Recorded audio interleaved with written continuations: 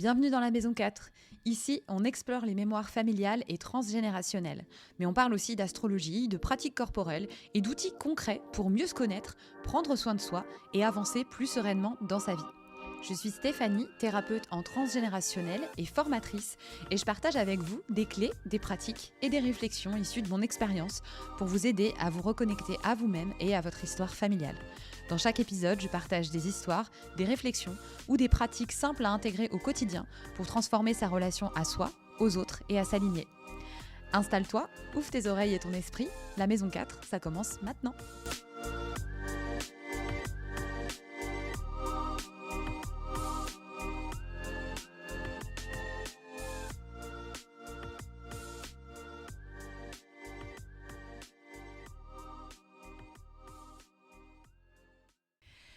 Et bonjour et bienvenue, que vous me regardiez en vidéo ou que vous m'écoutiez dans le podcast La Maison 4. Aujourd'hui, c'est un jour un petit peu particulier puisque c'est le jour que j'ai choisi pour lancer officiellement, pour annoncer officiellement en tout cas, l'ouverture de l'école Orenda. C'est un jour particulier aussi parce que c'est le jour de la nouvelle lune en Verseau et j'avoue que j'aime bien ce côté un petit peu symbolique de vous en parler aussi aujourd'hui parce que l'astrologie, ça a été ma première porte d'entrée dans ce monde merveilleux de la thérapie, de la recherche de soi, en tout cas de ce qui est passé par ma recherche de moi-même, de qui j'étais et de qui j'étais au-delà des conditionnements que j'avais pu m'imposer moi-même ou qu'on avait projeté sur moi.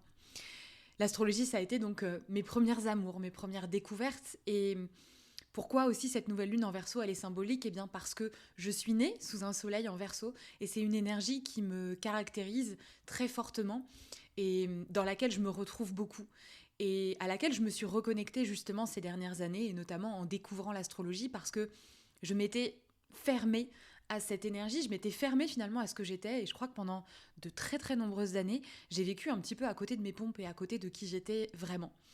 Donc aujourd'hui, cette énergie Verseau, je l'embrasse, je l'aime, j'en suis fière.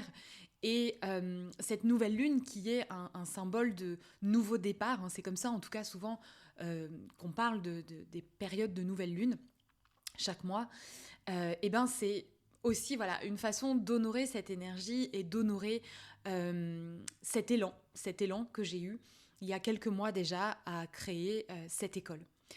Alors ici, c'est une vidéo ou un épisode de podcast selon le média sur lequel vous m'écoutez ou me regardez, qui est un petit peu particulier. Si vous avez l'habitude de m'écouter, notamment sur le podcast, vous savez que mes partages sont toujours très spontanés et que je n'ai pas de script. Donc là, c'est la même chose. J'ai absolument rien du tout devant moi.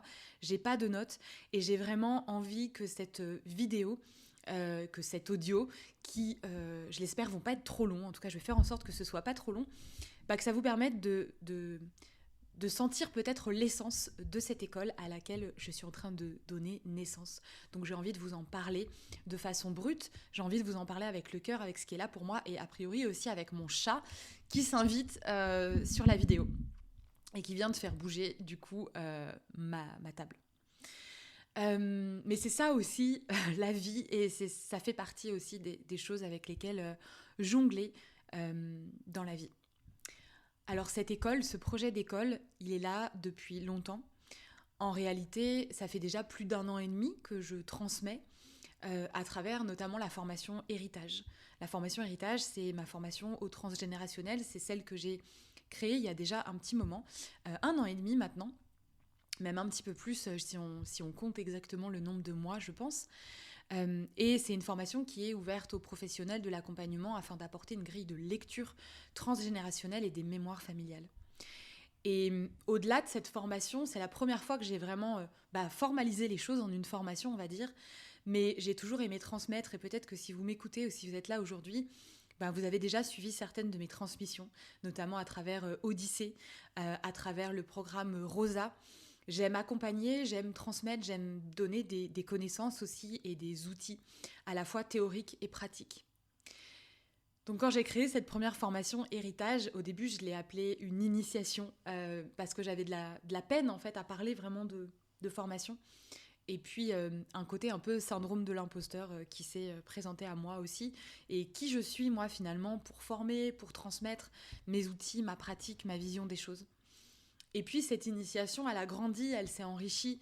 Il y a de nombreuses personnes qui l'ont rejoint en très peu de temps finalement.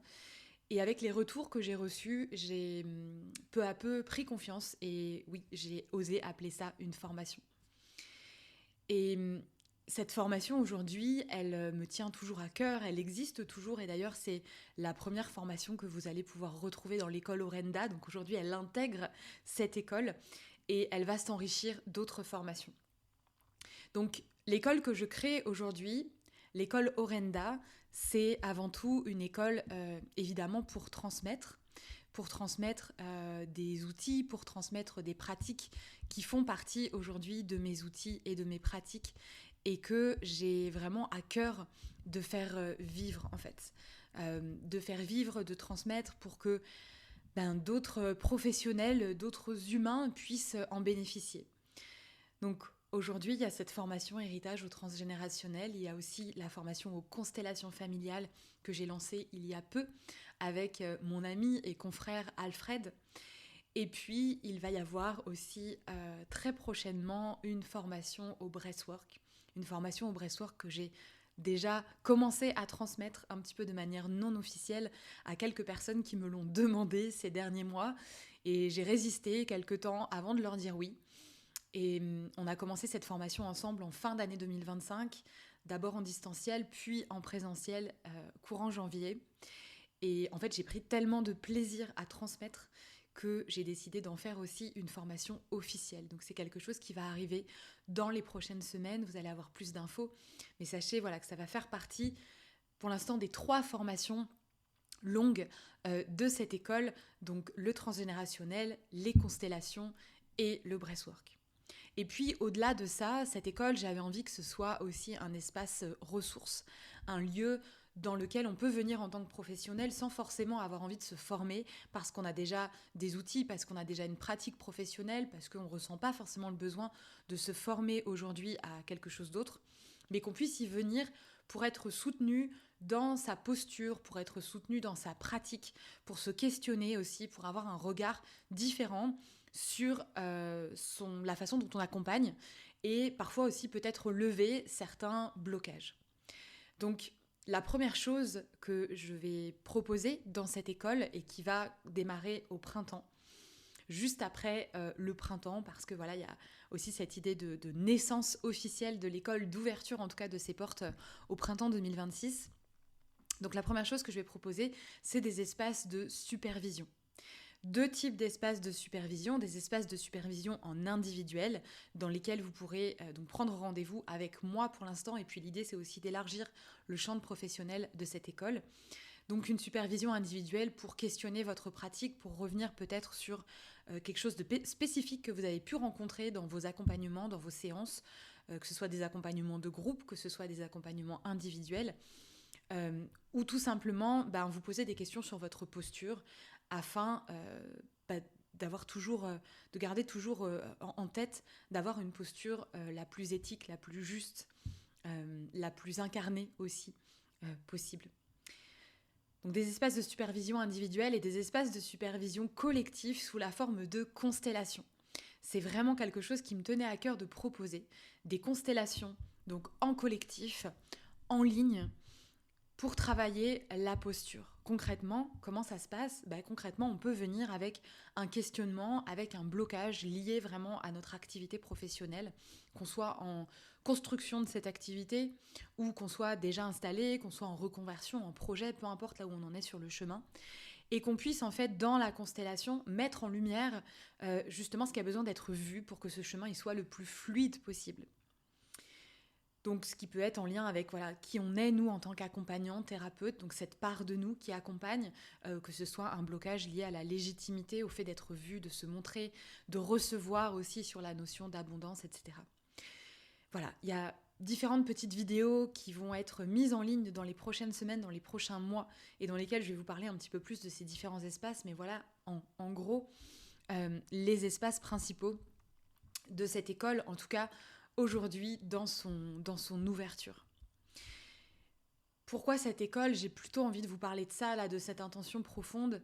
Vraiment, l'idée, c'est de pouvoir accompagner et former des professionnels qui ne sont pas en train de calquer des protocoles, des outils, voilà, tout ce que les différentes formations ont pu apprendre, mais qui vont pouvoir trouver leur propre chemin, leur capacité à transmettre, à accompagner de façon à la fois intègre, de façon éthique, mais aussi de façon solide et incarnée. C'est une approche qui travaille vraiment avec le vivant, l'incarnation, le concret en fait. On va travailler avec nos différents systèmes intérieurs, avec ce qui se passe réellement, avec profondeur et avec une forme aussi de responsabilité, de prise de conscience de notre responsabilité dans l'accompagnement.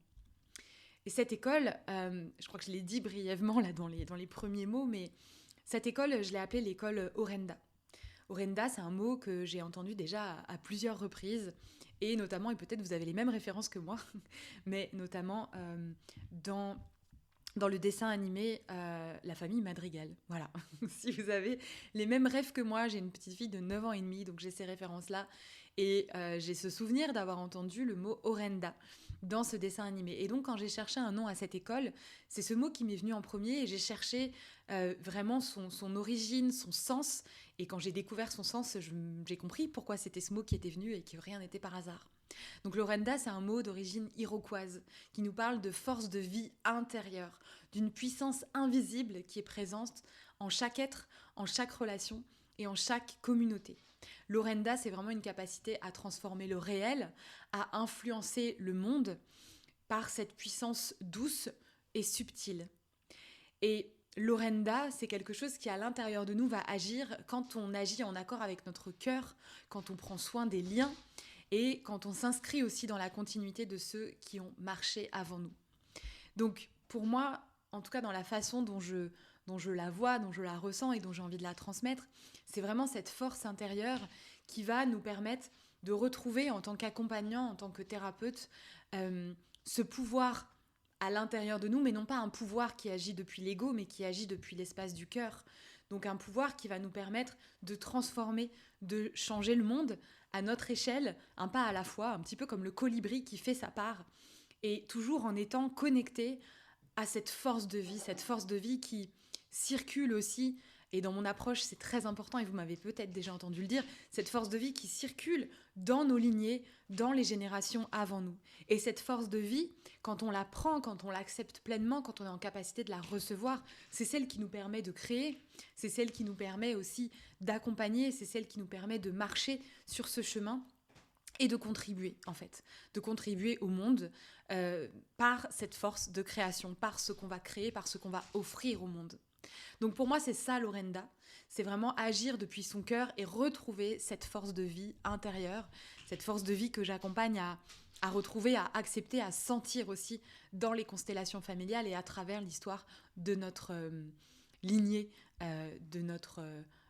du transgénérationnel, en fait, de ces liens qui ont fait que nous sommes là aujourd'hui sur cette terre, chacun à notre niveau et chacun à notre manière pour contribuer et pour apporter quelque chose au monde finalement. Et on peut apporter quelque chose au monde en étant accompagnant, en étant au service de l'humain, mais on peut aussi apporter quelque chose au monde en faisant du bon pain, en contribuant à rendre service, en prenant soin. Et il y a 1 million de manières de prendre soin. Alors ici, oui, c'est les accompagnants de l'humain, du mieux-être, les thérapeutes que j'ai envie d'accompagner à retrouver cette force en eux. Mais évidemment que ça ne se limite pas à ce domaine-là de la thérapie, du soin, de l'accompagnement, et qu'on peut vraiment prendre soin et contribuer au monde de plein de manières différentes. Vraiment. Voilà, l'Orenda, c'est aussi pour moi justement cette force de vie qui relie les générations entre elles, hein, et qui va reconnaître ce qu'on porte, ce qu'on a reçu de nos lignées, ce qu'on transmet, et que on transmet tout ça justement en acceptant pleinement cette force de vie et notre histoire familiale et personnelle. Voilà ce que j'avais envie de vous partager très brièvement. J'ai pas envie d'aller beaucoup plus loin aujourd'hui parce que j'ai vraiment envie de pouvoir vous parler aussi de cette école au fur et à mesure des jours, des semaines, des mois.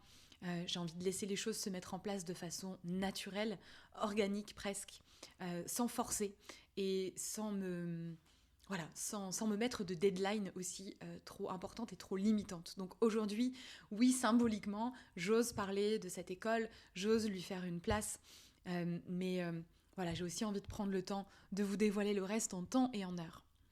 Je vous remercie de votre écoute ou de votre visionnage selon là où vous en êtes, là où vous m'écoutez, là où vous me regardez. Et puis, voilà, je reste disponible pour répondre à toutes vos questions concernant l'école, en sachant que les infos viendront aussi au fur et à mesure des prochaines semaines. Merci de votre écoute, merci d'être là et merci de suivre mes nouvelles aventures au sein de cette école.